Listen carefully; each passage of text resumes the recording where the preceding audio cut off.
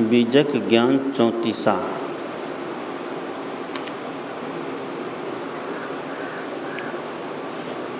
ड अक्षर के माध्यम से सद्गुरु कबीर उपदेश करते हैं कि डर एक मानसिक कल्पना है, उसे त्यागो। डड्डा डर उपजे डर होई, डर ही में डर राखू समोई। जो डर डरे डर ही फिर आवे, डर ही में फिर डर ही समावे। ड अक्षर के माध्यम से सद्गुरु कबीर उपदेश करते हैं कि हे साधक, मन में भय उत्पन्न होने से भय का अस्तित्व होता है और भय एक भावना मात्र है, कल्पना मात्र है। इसलिए भय को भय में ही समाप्त कर दो, यानी भय को कल्पना मात्र समझकर वहीं उसे छोड़ दो। जो व्यक्ति भय से भयभीत होकर डर कर आक्रांत होता है, वह बारंबार भय का शिकार होता है। वह भय में जीवन बिताता है और अंत में भय के स्थान पर मूल शरीर को पुनः धारण करता है। इसलिए सद्गुरु कहते हैं कि भय को, डर को जीवन से समाप्त करिए। आज बहुत तरह का भय लोगों के जीवन में है। शकुन अपशकुन का डर है, भय है। ग्रह लगन का भय है, भूत प्रेत का भय है, जादू टोना का भय है, तंत्र मंत्र का भय है, व्यापार में हानि होने का भय है, समाज में प्रतिष्ठा खोने का भय है, शरीर में रोग लगने का भय है, नौकरी छूट जाने का भय है, घर छूट जाने का भय है, शरीर में रोग लगने का भय। सद्गुरु कबीर कहते हैं कि कहाँ तक गिनाया जाए। आज पूरी दुनिया में भय का जाल सा बिछा हुआ है। कितने दंपति को बच्चे नहीं होते हैं, उन्हें डर रहता है कि बुढ़ापा में हमारी सेवा कौन करेगा। तो वह बुढ़ापा सब दुखी रहने लग गया है और वह किसी दूसरे बच्चे को गोद लेता है ताकि ये बुढ़ापा में हमारी सहारा बने। अपने बच्चे जब सेवा नहीं करते हैं तो दूसरे के बच्चे से क्या उम्मीद की जाए। सद्गुरु कहते हैं कि वह न हुआ दुख और मोल लेते हैं, खरीदते हैं। अपने पैदा किए हुए बच्चे को तो प्रायः सेवा नहीं करते, दूसरे के बच्चों से लोग सेवा की आशा करते हैं। आज संसार में देखते हैं कि जिनके 4 बेटे हैं वह माँ बाप भी दुखी हैं, जिनके 1 बेटे हैं वह माँ बाप भी दुखी हैं और जिनके नहीं है वह और दुखी है। जिनके 4 है वह दुखी है, जिनके 1 है वह भी दुखी है और जिनके नहीं है वह उनको घोर दुख है। सद्गुरु कबीर कहते हैं कि यह एक मूढ़ता है मनुष्य की। लोग सवेरे बिस्तर पर जागने के साथ ही भय लेकर उठते हैं और अपने जागृत के सारे व्यवहार में भय से ग्रस्त रहते हैं। इसके फल में लोग सपने में भी भयभीत होते रहते हैं। रात में बिजली चली गई तो अपने घर में ही लोग भूत प्रेत के भय से डरने लगते हैं, क्योंकि बचपन से बच्चे को वही संस्कार दिए जाते हैं कि भूत पकड़ लेगा, प्रेत पकड़ लेगा, चुड़ैल पकड़ लेगा। यही संस्कार उसके मन में बैठ जाने से बच्चे घर में भी डरते हैं। आज देखिए, गाय का बच्चा, भैंस का बच्चा, सुअर का बच्चा, गिद्दड़ का बच्चा, सियार का बच्चा, सांप शमशान घाट में घूमता है अंधेरी रात में, 12 बजे रात में। उनको कुछ डर नहीं होता है। लेकिन आज मनुष्य के बच्चे को भूत का, प्रेत का, जादू का, टोना का, तंत्र का, मंत्र का भय इतना सवार है कि थोड़ा सा अंधेरा होने पर वह डरने लगता है। वही भय लेकर सोता है तो रात में भी बच्चे चमकते हैं, और उसके लिए, उसको ठीक करने के लिए झाड़ फूँक, ओझा बैगा सब आदमी करने लग जाता है। सदगुरु कबीर कहते हैं ये मन का भय जब तक समाप्त नहीं होगा तो तब तक ये भूत प्रेत, लगन मुहूर्त, जादू टोना, तंत्र मंत्र का भय से व्यक्ति कभी भी ऊपर नहीं उठ सकता है। बहुत लोग सवेरे जब चलेंगे, गाड़ी पर बैठेंगे तो उसको एक्सीडेंट होने का भय सवार हो जाता है, इसलिए वह गाड़ी को भी धूप दिखाता है, अगरबत्ती दिखाता है। भय लेकर व्यक्ति गाड़ी में बैठेगा तो दिन भर उसको भय सवार रहता है, एक्सीडेंट होने का भय लगा रहता है। बच्चे स्कूल गए, वहाँ से आने में थोड़ी देर हुई कि मन में भय सवार हो गया, कहीं एक्सीडेंट तो नहीं हो गया। लोगों के मन में अपनों से डर रहता है, दूसरों से डर रहता है, यहाँ तक कि स्वयं द्वारा की गई गलतियों की यादों का डर सताता रहता है। सदगुरु कबीर कहते हैं कि सारे भय भावना मात्र हैं, इन्हें त्याग देने से अपनी कोई हानि नहीं होती है, किंतु लोग त्यागना नहीं चाहता है। सभी लोग एक्सीडेंट के भय से जीवन पर्यंत भयभीत रहते हैं, और देखा गया है कि जीवन बीत जाता है, 99% से अधिक लोगों का कोई एक्सीडेंट नहीं होता, सबका जीवन चलता है, सबके लड़की लड़कों की शादी होती है, सब खाते पीते गुजर करते हैं। हाय तौबा करते रहना तो मूर्खता की बात है। सदगुरु कहते हैं कि आज व्यक्ति एक दूसरे को सुनता है कि हार्ट अटैक का प्रॉब्लम है, तो उनके भी मन में ये भय सवार हो जाता है, कहीं मुझे भी तो ये समस्या नहीं हो जाएगी। वह भय अब उनको सताने लग जाता है। एक बार सदगुरु अभिलाष साहब ने एक भक्त से पूछा, कहो भक्त जी, आपको किसी प्रकार की चिंता तो नहीं है? उन्होंने कहा, गुरुजी मुझे कोई चिंता नहीं, लेकिन एक प्रकार का भय कभी कभी सताता है। उसने गुरुजी ने कहा कि कौन सा भय है? भक्त ने कहा, मुझे ये भय रहता है कि किसी रात को घर पर डाकू ना आ जाए। वैसे मेरे घर में कोई संपत्ति नहीं है, रुपये पैसे नहीं है, गहने जवर नहीं है, सोने चांदी हीरे मोती नहीं है, फिर भी मेरे मन में ये भय सवार रहता है कि किसी दिन मेरे घर पर कोई डाकू न आ जाए। गुरुदेव जी ने उनसे कहा, यह भय कब से सताता है? तो उसने कहा, करीब 20-25 वर्षों से। तब गुरुदेव जी ने कहा, इतने दिनों से भय का दुख आप भोग रहे हैं, किंतु डाकू तो कभी आए नहीं। उन्होंने कहा, हाँ आए तो नहीं।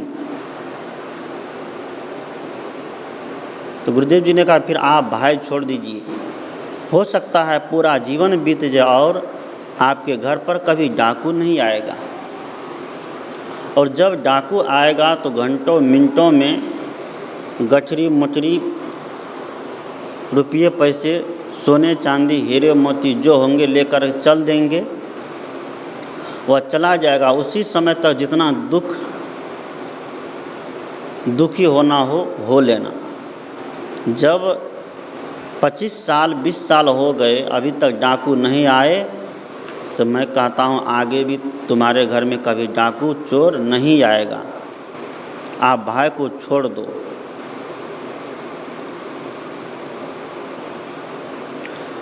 वह भक्त इस बात को समझ गए।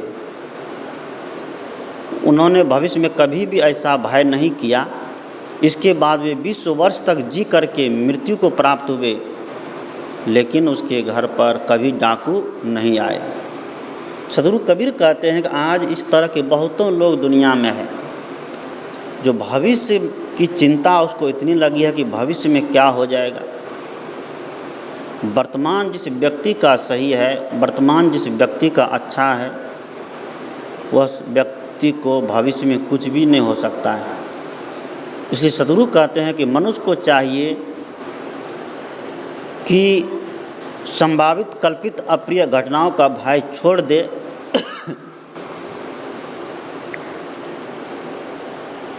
अगर भविष्य की घटनाओं का दुख छोड़ देगा तो वह इसी जीवन में सुखी रहेगा।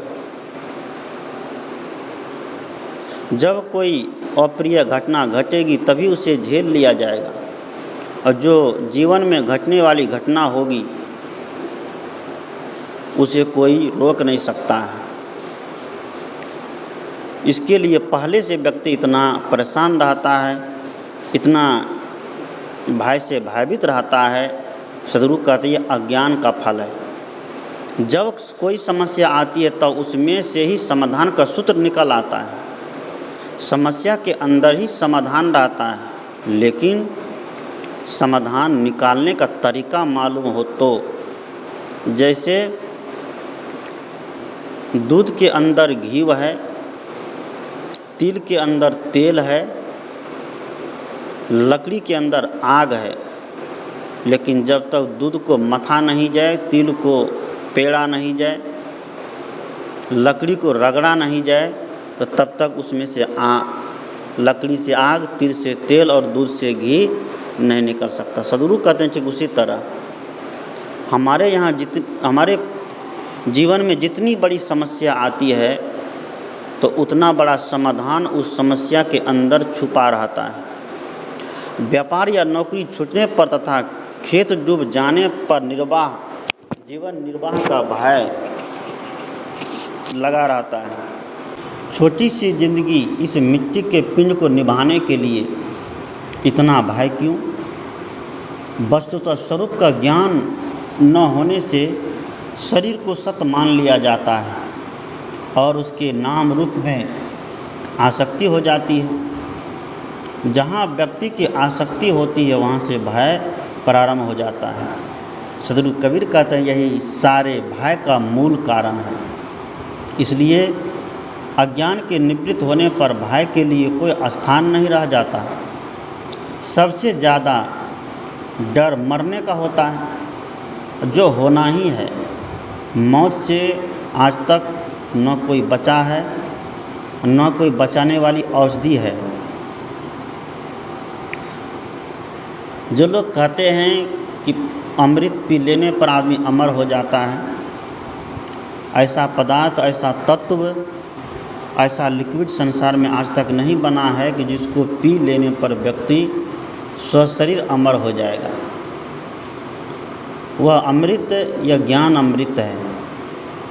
जब ज्ञान अमृत व्यक्ति पान कर लेता है, जब आत्म अमृत को व्यक्ति समझ जाता है, जब आत्मा के रहस्य को समझ जाता है, अपने आप को समझ जाता है और ज्ञान जब हो जाता है तो व्यक्ति जीते जी तो मरने के बाद तो अमर होते ही है, लेकिन जीते जी भी वह अमर हो रहता है। यदि अमर जीव या आत्मा नाम की कोई चीज़ नहीं है तो मरने पर सब समाप्त हो जाएगा, फिर डर किसका? और यदि जीव अमर है तो मरने का डर व्यर्थ है। हम लोग रोज़ सोते हैं 6 से 8 घंटे, और एक दिन ऐसा आएगा कि सब दिन के लिए सो जाएंगे, पुनः जगना नहीं होगा। तो फिर हम मरने से क्यों डरते हैं? जब जीने से नहीं डरते हैं, जो जीवन क्षणभंगुर है, फिर मरने से क्यों डरे? जो निश्चित है वह आना ही है। इसलिए कबीर साहब ने कहा कि यही मरने से जग डरे मेरो मन आनंद, कब मरी हो कब पाई हो पूर्ण परमानंद। सदगुरु कबीर तो कब मरने की बात करते हैं। सदगुरु कबीर जीने की बात नहीं, मरने की बात करते हैं, क्योंकि जीने से तो झंझट ही पैदा होता है। जितना अधिक दिन तक व्यक्ति जिएगा उतना अधिक झंझट को वो झेलना पड़ेगा उसको, और शरीर बूढ़ा हो जाएगा और जर्जर हो जाएगा, बुढ़ापा में जर्जरता का दुख सताएगा, घिसोट काटेगा। ये कबीर देव कहते हैं कि चलते फिरते हमारी ऐसी मौत हो जाए ताकि हमें दुनिया से कर्ज लेकर, दूसरे का सहयोग लेकर, दूसरे का सेवा लेकर के नहीं जाना पड़े, और यही असली मौत है। सदगुरु कहते हैं एक दिन ऐसा होगा कि सदा के लिए सो जाएंगे, कभी उठने नहीं पाएंगे। जब छोटी नींद हमें इतनी प्यारी है, 6 से 8 घंटे सोते हैं, और गहरी नींद में सोए हुए व्यक्ति को कोई जगाइए तो उसको बड़ा गुस्सा उठता है, क्योंकि उसे नींद बहुत प्यारी है। जब 6 से 8 घंटे की नींद इतनी प्यारी है, तब बड़ी नींद तो और अधिक प्यारी होनी चाहिए, जो सब दिन के लिए है। सदगुरु कबीर कहते हैं कि सारे भय को दूर करो, यदि देहीमान बनाए रखोगे तो सदैव डरते रहोगे, और इसका फल होगा पुनः शरीर में आना, और शरीर में आना दुनिया का सबसे बड़ा भय है, सबसे बड़ा डर है। इससे डरना चाहिए। आज शरीर धारण करने से व्यक्ति नहीं डरता है, लेकिन मरने से व्यक्ति डरता है। यह अज्ञान का परिणाम है। सदगुरु कहते हैं देहाशक्ति त्यागो, अपने अविनाशी स्वरूप के ज्ञान में रहो और निर्भय होकर के विचरण करो। पहली बात, जब हम जीने से नहीं डरते हैं, जो उलझनों से भरा होता है, तब मरने से क्यों डरना चाहिए, जिसमें केवल शांति ही शांति है, परमानंद ही परमानंद है। मर जाइए सुख पाइए, मस्त राम मुर्दे से पूछा, मुर्दा कुछ बतलाओगे, मुर्दे में से मुर्दा बोला, मर जाओ सुख पाओगे। मरने का मतलब कि जहर खा करके, दवाई खा करके, फांसी लगा करके, गोली मार करके मरना नहीं है। मरने का मतलब है कि शरीर में रहते रहते, दुनिया में रहते रहते गलत कर्म से मर जाना है, गलत विचार से, गलत चिंतन से मर जाना है, बुरी आदत से मर जाना है। ये असली मरना है। वैसे तो दुनिया में रोज़ व्यक्ति मर मर के जा ही रहा है इस तरह से करके। इसलिए कबीर साहब ने कहा कि मरते मरते जगमुआ मुए न जाना कोई, ऐसा होए कि न मुआ जो बोहरी न मरना हो। सदगुरु कहते हैं ऐसा होकर मरिए कि पुनः दोबारा हमें मरना नहीं पड़े, और एक बार मर जाने के बाद अमर हो जाए, जैसे बुद्ध, कबीर, महावीर, स्वामी विवेकानंद, स्वामी दयानंद, राम, कृष्ण इस दुनिया से गए, सबरी, सीता, सावित्री गई, लेकिन जाने के बाद भी वो अमर है। आज सुनहले अक्षर में उसका नाम लिखा जाता है।